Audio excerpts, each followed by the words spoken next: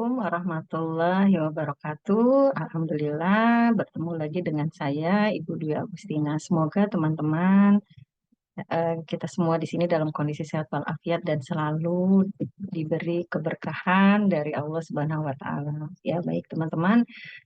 Kali ini kita akan membahas tentang medikasi ya.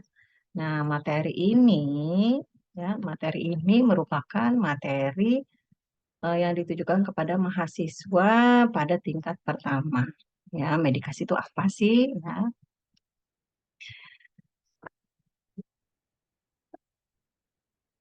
baik.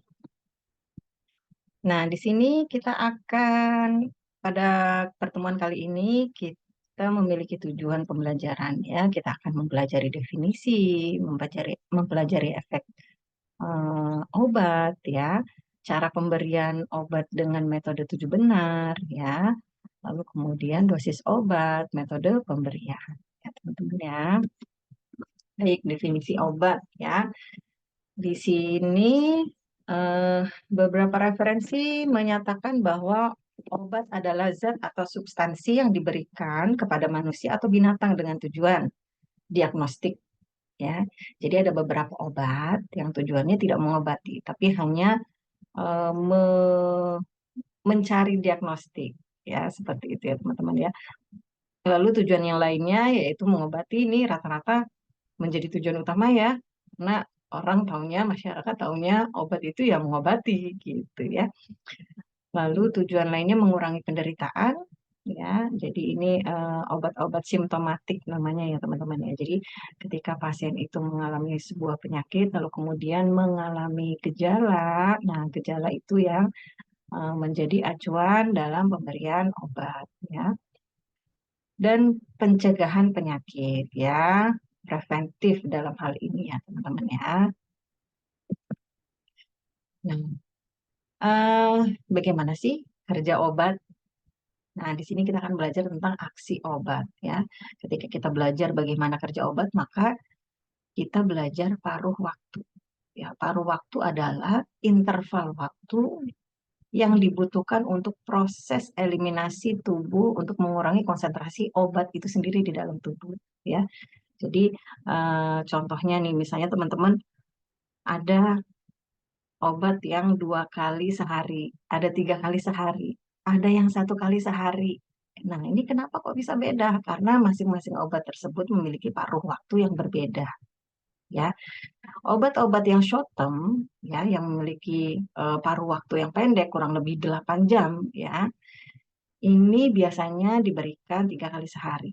Karena lebih dari 8 jam, maka obat ini sudah luruh 100% atau tidak memiliki efek sama sekali pada tubuh. Jadi udah hilang.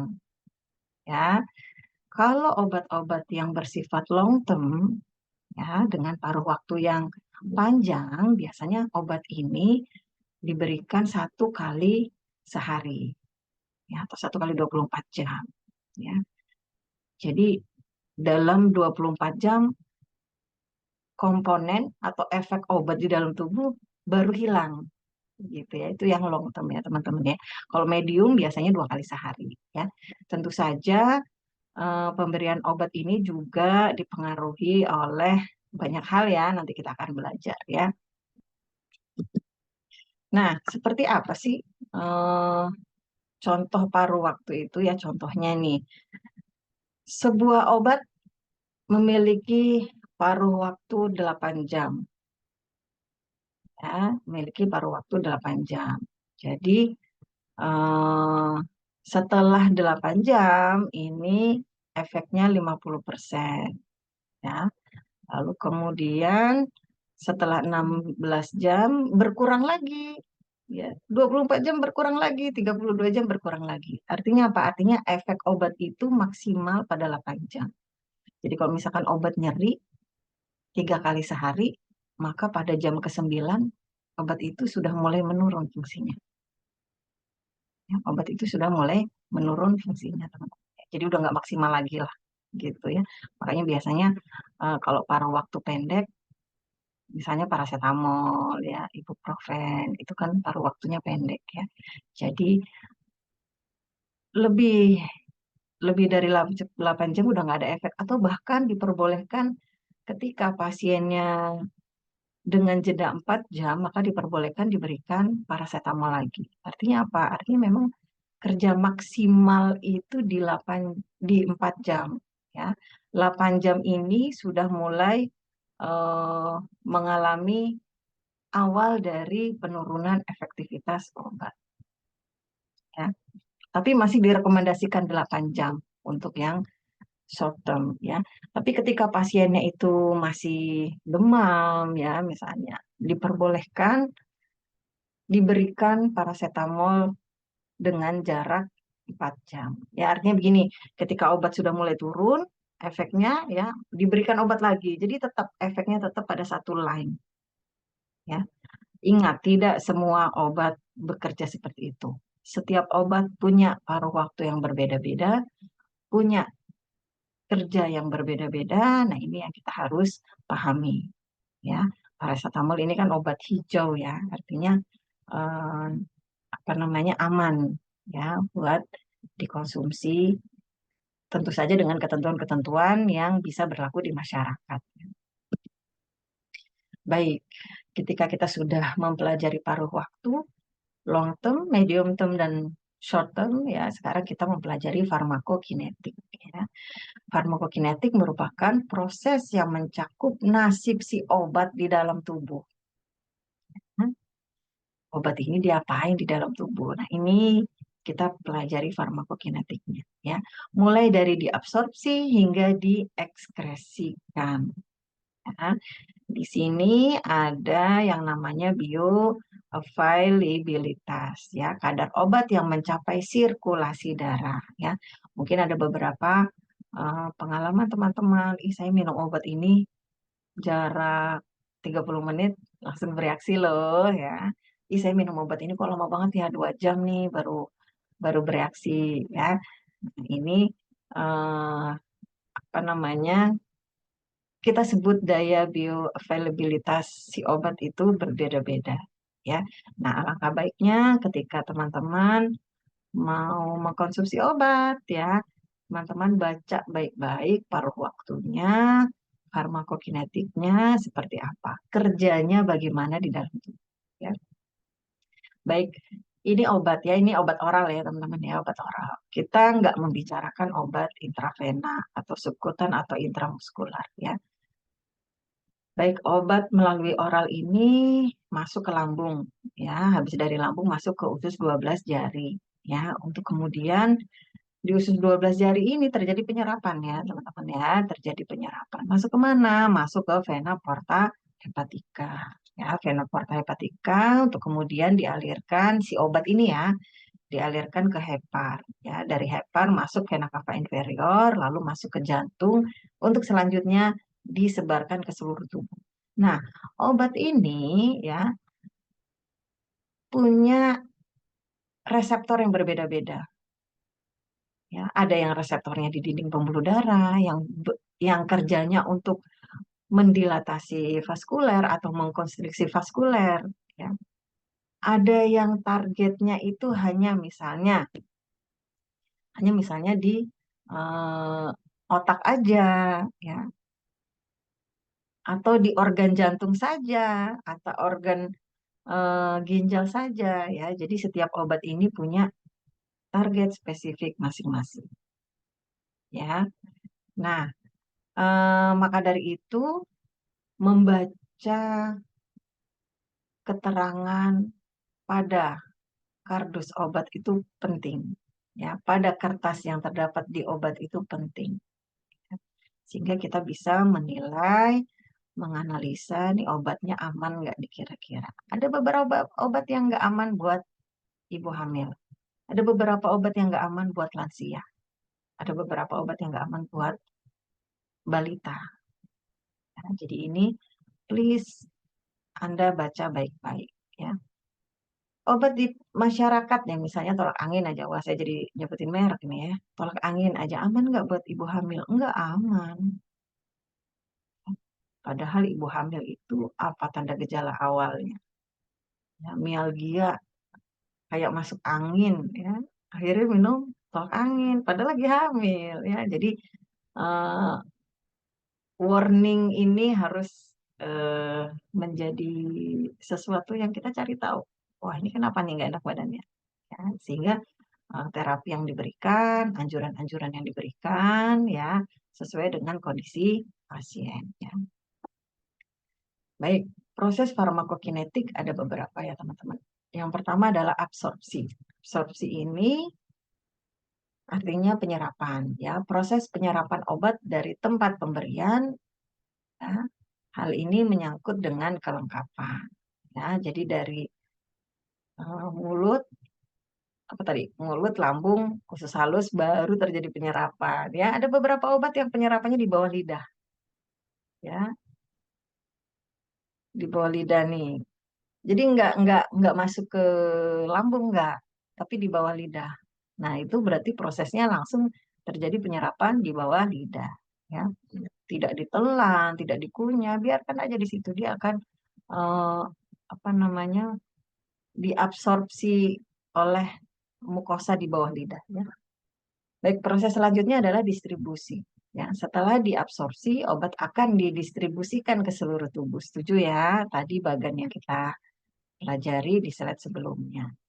Contoh transportasi obat dari tempat absorpsi ke tempat aksi, ya kita sebut dengan target organ. Ya, tadi saya sudah jelaskan sekilas bahwa setiap obat itu memiliki target organ yang berbeda-beda. Maka dari itu obat itu nggak bisa sembarangan, ya, karena mereka punya target obat, target organ berbeda-beda. Ya. Oke, proses selanjutnya adalah biotransformasi. Ya. Proses perubahan struktur obat yang terjadi dalam tubuh dan dikatalis oleh enzim. Ada beberapa obat, teman-teman ya, berefek pada pasien A tapi tidak berefek pada pasien B. Kenapa? Ternyata setelah ditelusuri, pasien A umurnya 25 tahun, pasien B 70 tahun. Ya, apakah umur mempengaruhi? Mempengaruhi. Ya. Ada beberapa enzim yang tidak sempurna dikeluarkan oleh tubuh ketika pasien itu sudah lansia. Ya. Jadi mau dikasih obat antihipertensi berapa miligram pun nggak akan turun-turun tensinya. Nggak respon. Yang bingung siapa yang bingung dokternya. Oh dikasih obat kok nggak turun-turun gitu ya. Nah itu kita sebut dengan biotransformasi. Jadi proses perubahan obat ini ada yang membutuhkan enzim, ya dikatalis oleh enzim. Ada yang membutuhkan zat lain, ada yang membutuhkan eh, apa namanya protein, ya. Jadi itu harus kita baca biotransformasi di dalam lembaran kertas itu. Ya. Baik, contohnya molekul obat diubah menjadi lebih polar atau lebih mudah larut dalam air dan kurang larut dalam lemak, ya, sehingga lebih mudah diekskresi melalui ginjal. Ya. Nah, rata-rata dominannya obat itu diekskresi melalui ginjal. Jadi ketika pasien itu mengkonsumsi obat, ya harus ginjal dalam kondisi sehat. Ya. Karena ketika mengkonsumsi obat, apalagi jumlahnya banyak, ya, pasti akan mempengaruhi kerja ginjal. Kerja ginjal akan meningkat. Meningkat apa? Ya meningkat. Dia kerjanya jadi ekstra, ya mengekskresi obat yang dikonsumsi oleh pasien tadi. Baik, proses selanjutnya adalah ekskresi atau pengeluaran atau proses dikeluarkannya obat dari tubuh melalui berbagai organ ekskresi. Ya. Contohnya tadi ginjal yang kita udah bahas. Apalagi ada lagi nggak? Ada kulit. Ya, baik sebentar.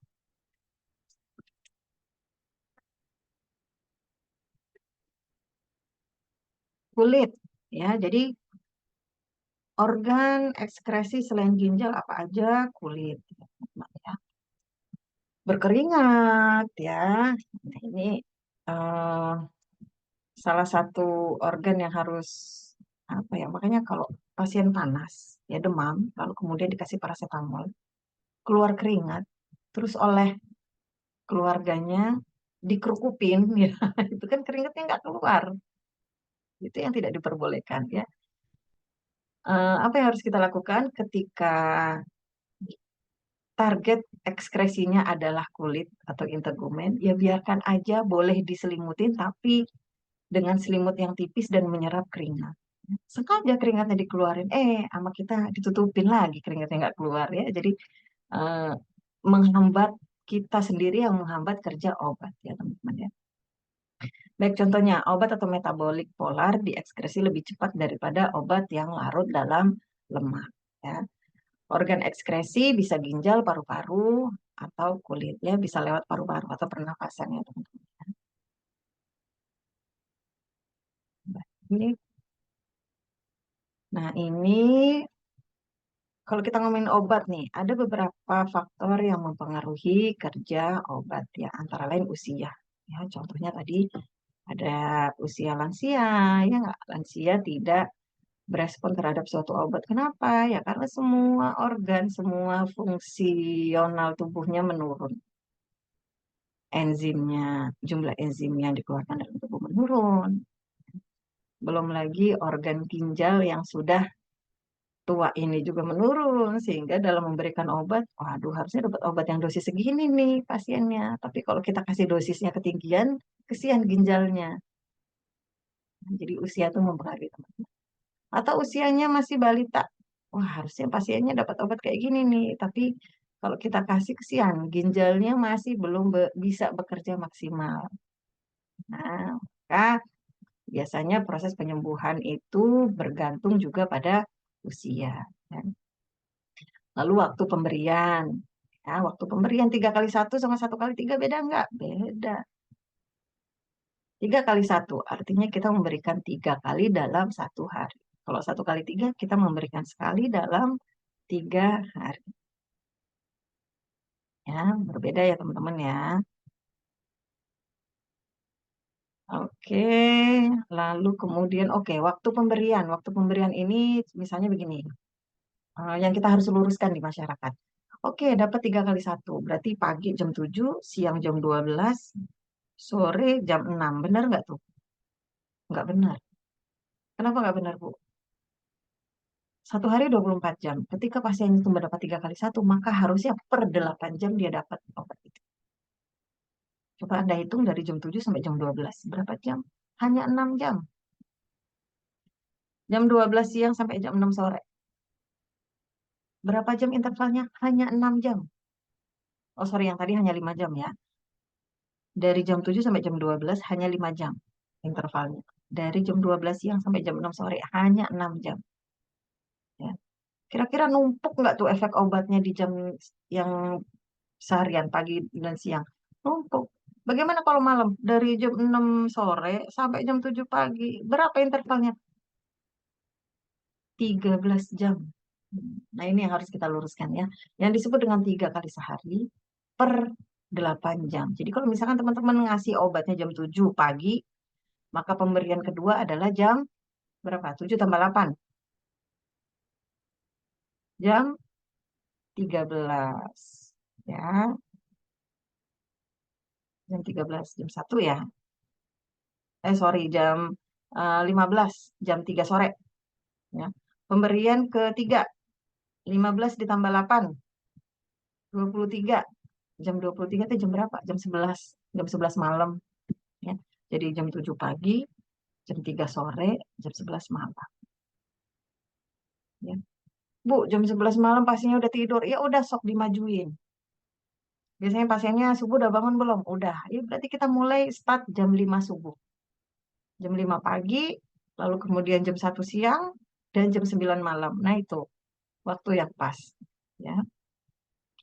Baik, selanjutnya berat badan ya. Berat badan ini juga mempengaruhi kerja obat. Makin berat berat badan pasien, maka dosis obat pun makin banyak yang diberikan ya.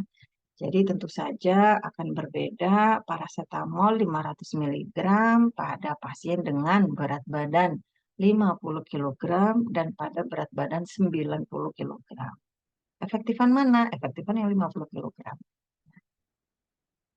90 kg, nah ini kerja obatnya nggak maksimal ini. Karena setelah obat luruh, ya, dibagi-bagi ke sel-sel, ke jaringan-jaringan, ternyata yang berat badannya besar selnya banyak, ya. Nggak kebagian semuanya, jadinya kurang, ya. Oke, lalu kemudian jenis kelamin. Ya, jenis kelamin ini dipengaruhi menjadi faktor yang mempengaruhi kerja obat. Ya, ada beberapa obat yang eh, berefek maksimal pada beberapa hormon kelenjar wanita. Ah, ya, misalkan estrogen. Ya. Lalu kemudian lingkungan ini juga mempengaruhi, ya. Lingkungan ini mempengaruhi kondisi fisik obat. Ya, ketika si obat itu disuruh ditaruh di kulkas, terus kita nggak naruh atau nggak nyimpennya di kulkas, maka itu kan mempengaruhi kerja obat. Ya, kerja obat pastinya akan menurun karena ada beberapa unsur yang rusak karena suhu tidak sesuai dengan yang dianjurkan dalam kardus obat. Ya, faktor genetik, ini faktor genetik pada pasiennya ya teman-teman ya, pada pasien. Ada pasien yang demam tapi kalau dikasih paracetamol pusing. Ya, nah, ini faktor genetik erat kaitannya dengan proses alergi ya teman-teman. Sehingga kita harus tahu masing-masing dari Anda, ya, saya itu alerginya apa sih? Saya alerginya apa? Jadi ketika diberikan obat, oh maaf dokter saya alergi nih sama obat ini. Sama penisilin misalkan. Zaman dulu pernah dapat penisilin terus habis itu gatal-gatal, ruam, kemerahan, terasa panas kayak kebakar ya. Nah, beberapa tahun kemudian dirawat dan ditanya sama dokternya, ada alergi obat nggak? Oh ada dokter. Nah, 3 tahun yang lalu saya dapat penisilin, reaksinya begini, begini, begini, begini. Jadi kita yang harus mawas diri, ya. Lalu kondisi individu, ya kondisi individunya eh, jelek banget ya. Udah sakit sih, kondisi sakit, tapi kondisi sakitnya parah ya, hasil laboratoriumnya parah, ya. Tinggi semua ya. Nah, ini eh, akan membuat kerja obat itu menurun karena contoh pasien-pasien dengan gagal yang sakit demam karena gagal ginjal pasti kan obat si obat demam ini nggak bisa diekspresikan sempurna ya karena apa? Karena pasiennya udah gagal ginjal. Ya. Jadi kondisi individu ini juga mempengaruhi kerja obat. Nah, ini efek obat.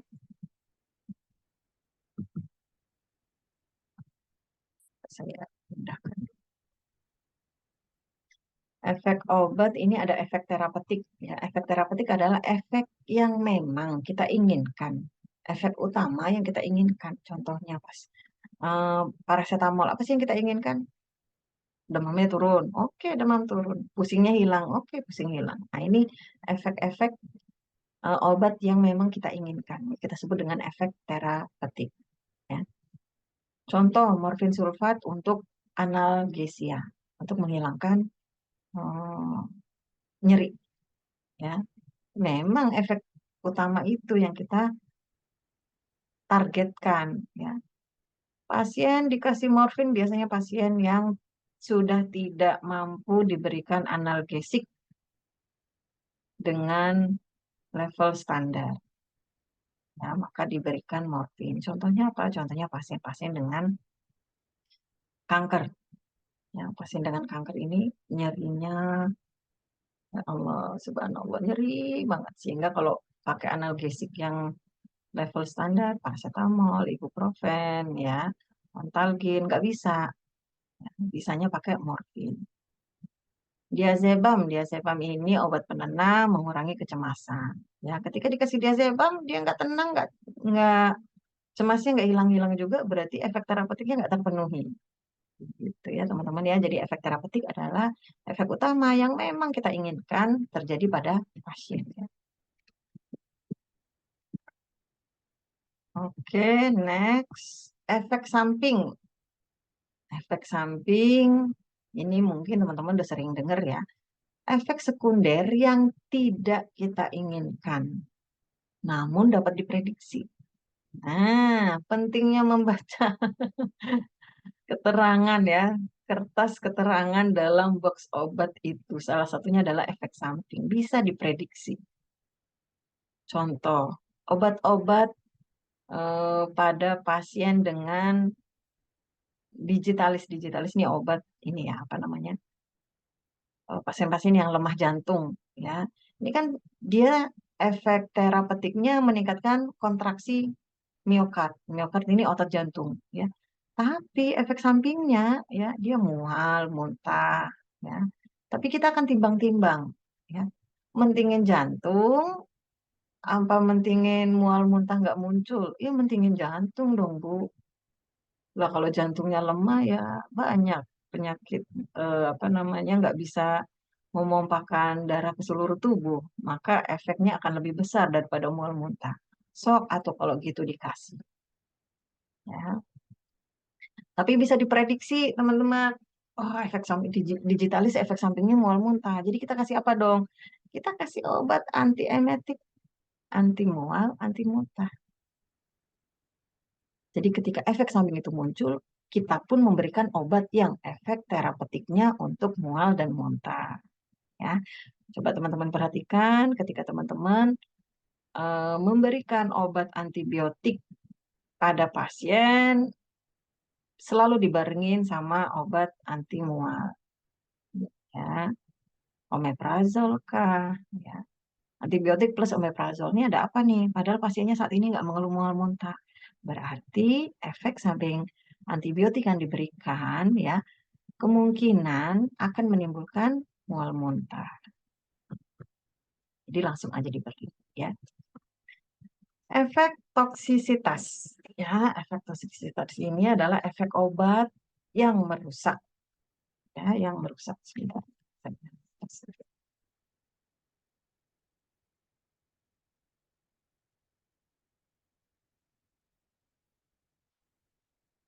Efek obat yang merusak ya. Contohnya kasus-kasus overdosis ya, obat eksternal tapi ditelan. Nah, ini salah ini ya. Makanya betul-betul baca lembaran informasi pada kertas yang ada di dalam kardus obat. Ya. Obat eksternal, bentuknya bubuk. Katanya disuruh dicairkan hingga mengental, lalu oleskan di dalam oleskan pada kulit. Sama pasien, oh bubuk, obat minum kali ini. Ditaruh di gelas, satu gelas diminum. Nah, ini bisa mempengaruhi efek obat menjadi toksik. Ya. Oke, gangguan metabolisme atau ekskresi ya, gangguan hepar, gangguan ginjal. Nah, ini ada kok, ada di lembar informasi obat nih ada. Ketika lembar informasi obat itu menyatakan hati-hati penggunaan pada pasien dengan gagal ginjal, gangguan hati, atau gangguan hepar. Berarti obat tersebut punya efek toksisitas pada organ ginjal dan hepar. Nah, ketika pasien udah punya gagal ginjal, dikasih nggak obat itu? Iya, jangan. Ya. Jangan dikasih. Namanya kita membuat efek toksisitas pada pasien. Ya, efek alergi. Nah, efek alergi adalah reaksi imunologi terhadap obat pada orang yang sudah pernah kontak dengan obat tersebut sebelumnya. Ya, jadi kita sudah ngebahas sedikit ya tentang reaksi alergi ya. Contoh alergi penisilin ya. Pertama kali terpapar ya, tubuh ini akan membentuk antibodi dengan berbagai macam eh, efek yang keluar ya. Apakah itu demam, menggigil, ruam kemerahan pada seluruh kulit, lalu kemudian pasiennya merasa panas terbakar seluruh kulit. Nah, itu beda-beda setiap orang merasakannya ya. Tapi kalau sudah muncul minimal aja misalnya, aduh kok ada merah-merah di kulit ya. Nah, itu udah alergi. Diingat-ingat ya, diingat-ingat untuk selanjutnya kita melaporkan setiap sakit ya supaya tidak diberikan obat tersebut. Jangan berpendapat, oh waktu itu cuma ruang merah, nggak nyampe sesek. nggak nyampe masuk ICU. Ya jangan begitu, ya jangan begitu. Masa nungguin parah dulu ya reaksi alergi. Nah, reaksi alergi bertingkat ya teman-teman ya. Ada yang langsung parah sampai depresi pernafasan, ada yang hanya gatal-gatal, ada yang biasanya pemberian antibiotik itu sebelum kita masukkan ke intravena, kita akan melakukan skin test. Ya, skin test ini suntikan kutan ya. Jadinya kita ngecek ini obat ini punya reaksi alergi nggak sih ke pasiennya gitu ya. Ketika kita suntikan, kita lihat 10 sampai 15 menit, oh nggak ada reaksi. Oh, ada reaksi kemerahan. Gatal nggak Bu sekitar suntikan? Oh, gatal suster. Oh, berarti itu ada reaksi. Jangan dikasih. Ya, untuk pemberian antibiotik wajib dilakukan skin test ya teman-teman untuk menghindari efek alergi. Nah, toleransi obat. Toleransi obat ini adalah efek terjadi pada orang yang respon fisiologinya terhadap obat rendah, ya, dan membutuhkan peningkatan dosis untuk mempertahankan efek terapeutik. Contoh, pasien-pasien yang sudah terbiasa menggunakan opiat. Opiat ini salah satu jenis narkoba ya teman-teman ya. Salah satu jenis narkoba. Jadi ada eh, se- seorang pasien, anak muda, mau dioperasi. Ketika mau dioperasi, sudah dimasukin analgesik. Ternyata pada saat sayatan masih teriak. Ah lah, ini kok masih teriak? Padahal udah dikasih analgesik ya. Setelah ditelusuri riwayatnya, ternyata pasiennya ini memang rutin mengkonsumsi opiat ya. Jadi rutin minum apa namanya menggunakan narkoba ya. Nah, ini toleransi obatnya jadi menurun. Toleransi obat yang mana menurun? Obat anestesi yang diberikan oleh dokter anestesi itu jadi menurun. Jadi gimana Bu? Operasinya digagalkan apa gimana? Tambahin dosis analgesik anestesinya ya. Sehingga pasiennya benar-benar nggak sadar ya baru lakukan tindakan operasi dan barbiturat. Ya. Baik, interaksi obat. Interaksi obat ini terjadi pada pemberian obat sebelum, bersamaan, atau sesudah obat yang lain. Ya, biasanya pertanyaannya nih ditujukan pada obat medis dengan obat tradisional. Ya, biasanya nanya, suster, saya boleh nggak minum ini sama ini? Gitu, ya. Efeknya ada yang meningkatkan, ada yang menurunkan atau menghambat. Ya, contohnya nih teman-teman ya. Contohnya interaksi obat. Aspirin sama kodein kalau dibarengin ini meningkatkan efek menurunkan sakit. Ya, jadi makin makin ngefly ya, aspirin sama kodein. Tetrasikline dan antasid membentuk komponen yang tidak dapat diabsorpsi, menggumpal. Jadi kalau si tetrasikline ketemu sama antasid barengan lagi dikasihnya nggak ada jeda, percuma kita ngasih dua obat ini. Ya, karena mereka malah ngerumpi, bukannya kerja di target organ malah ngerumpi di menggumpal ya. Tetrasiklin plus susu ini juga menggumpal ya. Saya rasa susu ini memang dia menggumpalkan obat ya sehingga susu ini bisa menjadi penawar ya. Jadi ketika keracunan obat ya, keracunan segala macam lah ya, kayak baygon segala macam ya obat. Nah, ini kita anjurkan untuk minum susu karena susu ini memang mampu mengikat obat ya, zat-zat asing yang ada di dalam tubuh ya. Simetidin ketemu teofilin ya, menghambat enzim dengan menurunkan metabolismenya teofilin. Nah, jadi jangan dibarengin. Ya, nanti efek si teofilinnya ini menurun. Ya. Konsentrasi teofilin dalam plasma meningkat, maka dosis perlu diturunkan. Ya. Quinidin dan digoxin ini menurunkan ekskresi digoxin. Ya, justru malah menjadi toksik di dalam tubuh. Teman-teman ya, digoxin nanti kan eh, apa namanya obat-obat jantung ya, barengnya sama quinidin nih. Aduh, yang harusnya si digoxin ini diekskresi atau dibuang, ya, ini malah nggak bisa dibuang. Kenapa? Karena ketemu sama quinidin. Terus kalau nggak dibuang kemana, Bu? Ya di dalam tubuh pasien menjadi toksik, menjadi racun. Nah, ini contoh-contoh interaksi obat. Please baca lembar informasi di dalam label obat. Nah, aspek legalnya ini obat diberikan ke pasien atas order atau advice atau permintaan dokter melalui penulisan, tidak dengan lisan. Ya. Walaupun dokternya bilang lisan, ya kita catat, kita minta tanda tangan dokter. Sebagai apa? Sebagai aspek legal, ya, bahwa dokter telah memberikan advice atau permintaan untuk pasien X diberikan obat apa, ya. Nah, fungsi perawat apa? Fungsi perawat ini bertanggung jawab atas sampainya obat ke pasien, ya. Nah, si pasien punya hak nggak? Punya.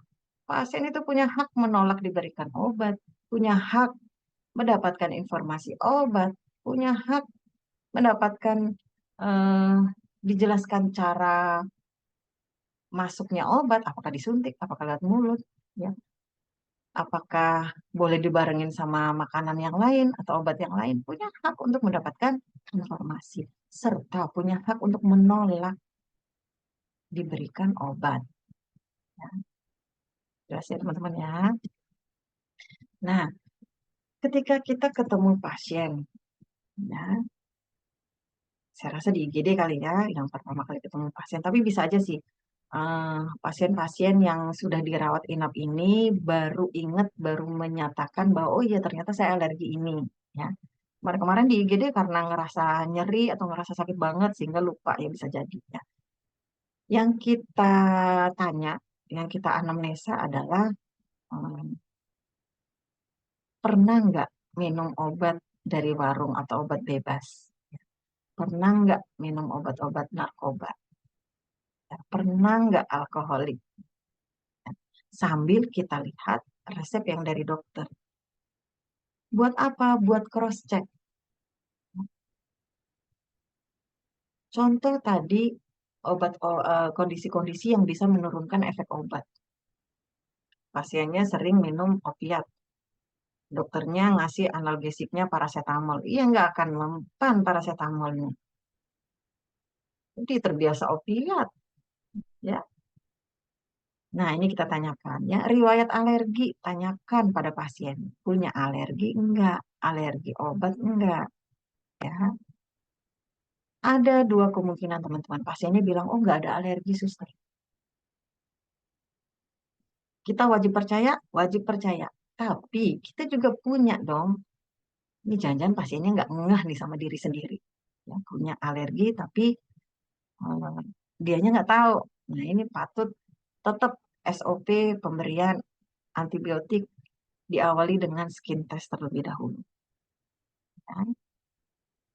Lalu kita kaji kemungkinan pasiennya ketergantungan obat. Ini ketergantungan obat bukan berarti narkoba aja ya. Misalnya dia sering minum obat warung apa Paramek ya, yang menjamur sekali itu. Nah, ketergantungan kan nih, demam minum Paramek, pusing minum Paramek, tanggal tua minum Paramek ya. Berarti pasiennya punya kemungkinan ketergantungan obat. Dalam hal ini bukan obat narkoba ya. Nah, kita masuk dalam pemberian obat tujuh benar. Ya. Tujuh benar. Yang pertama benar pasien. Pastikan pasiennya betul.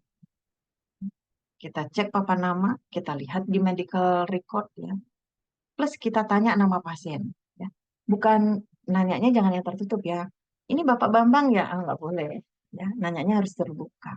Pak, coba sebutkan nama Bapak Bambang. Oh iya benar.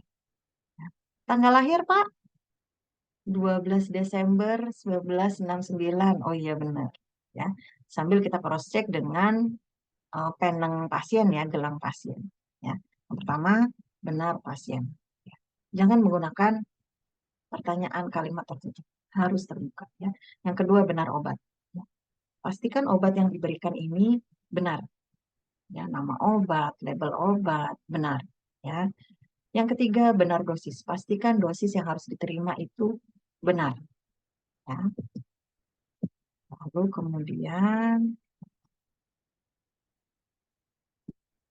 yang keempat adalah benar metode pemberian.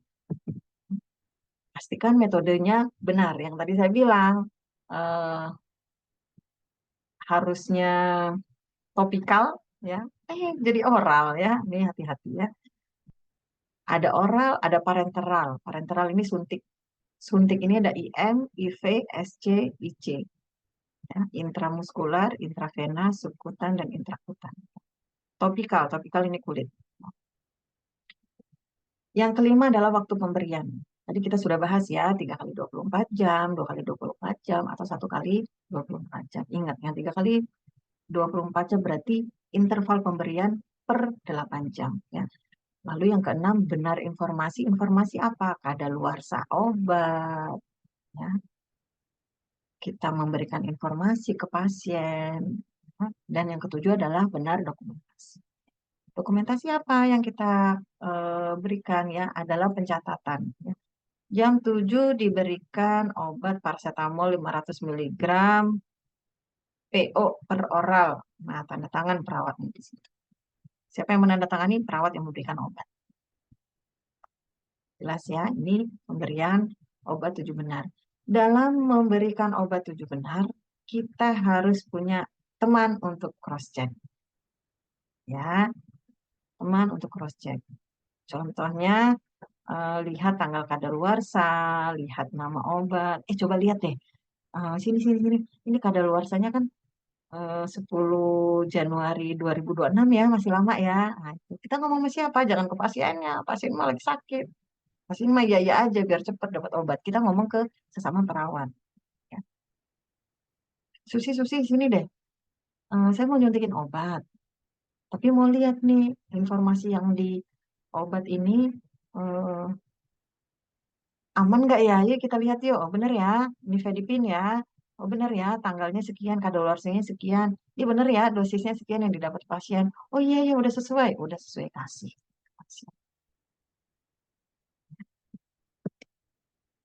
Saat ini jelas ya, kita akan ketemu nanti di praktek dalam metode pemberian obat tujuh benar ya.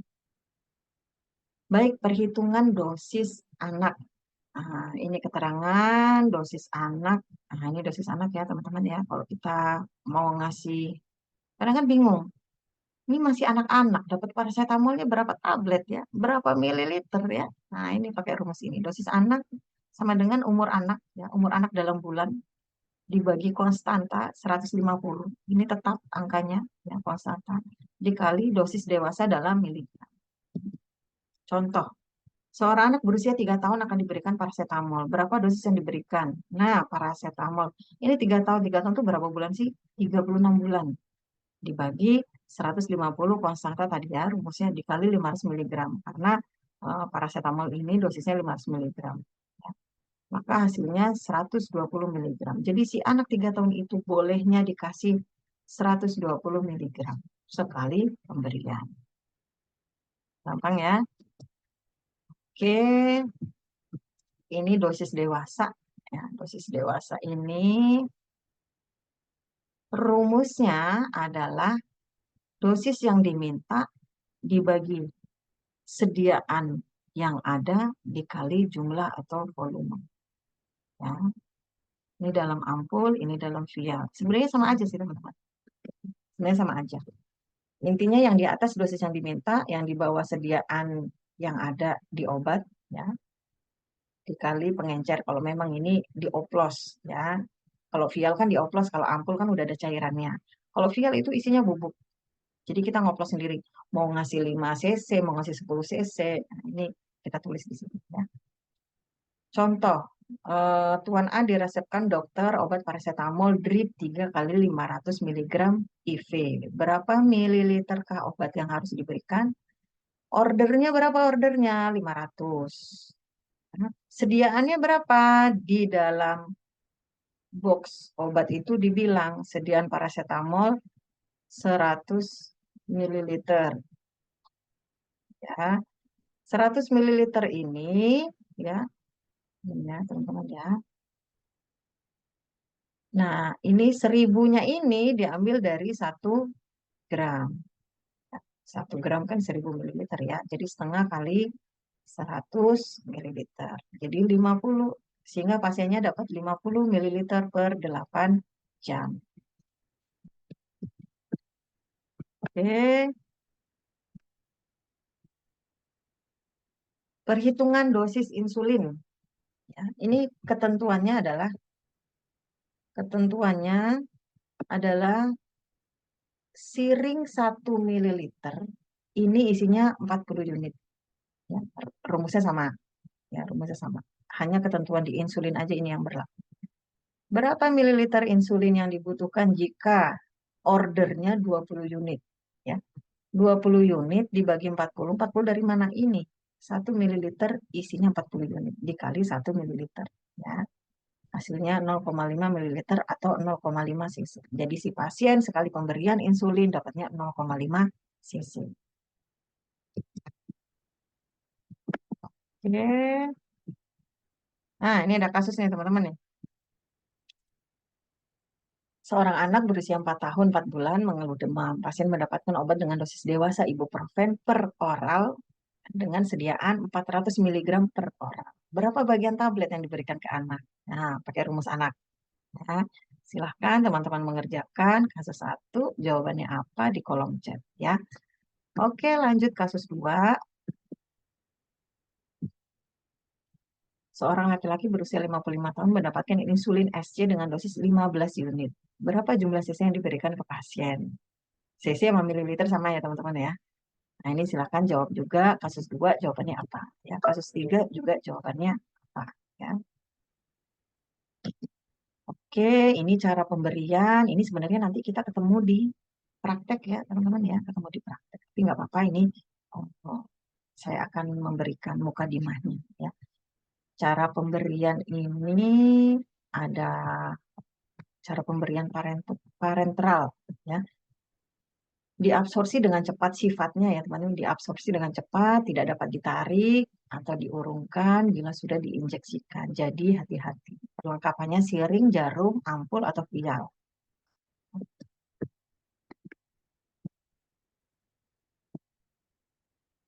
Oke, intrakutan. Nah, intrakutan ini masukkan obat pada lapisan kulit. Nah, kelihatan banget di bawah kulit ya.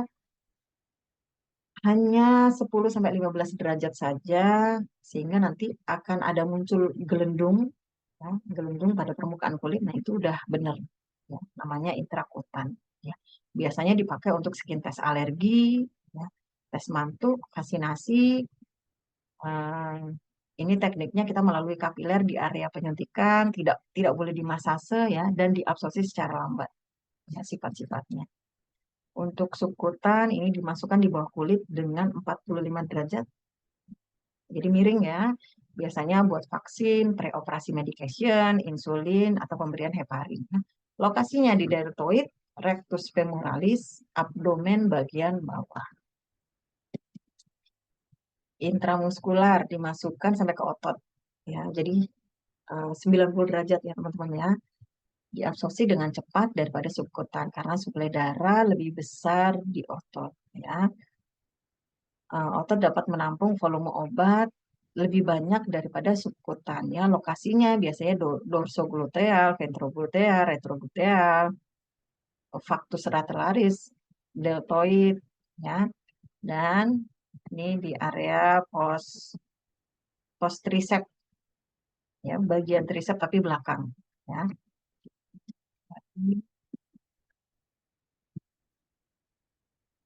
Intravena, wah ini intravena ya. Intravena kalau misalkan bolus mah gampang ya. Kalau dari pasang infus dapatnya bolus gampang ya. Yang tidak gampang adalah eh, nggak pasang infus ya. Jadi kita langsung memberikan suntikan intravena ya. Efeknya cepat ya. Biasanya digunakan pada kondisi-kondisi emergensi. Obat lain dapat mengiritasi jaringan ya. Jadi obat-obat yang bersifat pekat, panas itu bisa merusak jaringan sekitar penyuntikan ya. Jadi hati-hati ya teman-teman ya.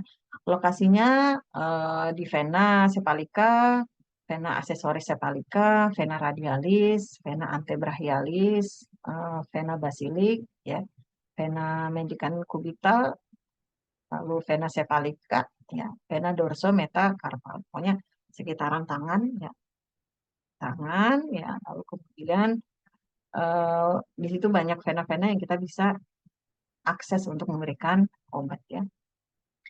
Nah, ini triknya kita berikan secara berlahan, amati reaksi pasien selama pemberian obat. Karena ada beberapa obat yang sifatnya pekat, ketika diberikan tuh rasanya sakit banget. panas banget. Ya. Jika ada timbul reaksi yang tidak diinginkan, berhentikan. Habis disuntik pelan-pelan, kejang pasiennya. Aduh, udah stop, stop, stop. Jangan dihabisin. Ya. Jangan dimasukin semua 5 cc. Udah berhenti. Sedapatnya pasien itu. Ya. Lalu kita berikan tata laksana alergi. Kemungkinan pasiennya alergi. Oke, baik. Terima kasih teman-teman. Ini masih ada PR nih ya. Saya tunggu kol komentar atau jawaban teman-teman di kolom komentar terkait dengan perhitungan dosis obat kasus 1, kasus 2, dan kasus 3. Ya. Jangan nyontek ya, walaupun udah lihat hasil temennya ya. Baik, terima kasih. Itu saja dari saya. Mohon maaf jika ada kesalahan. Wassalamualaikum warahmatullahi wabarakatuh.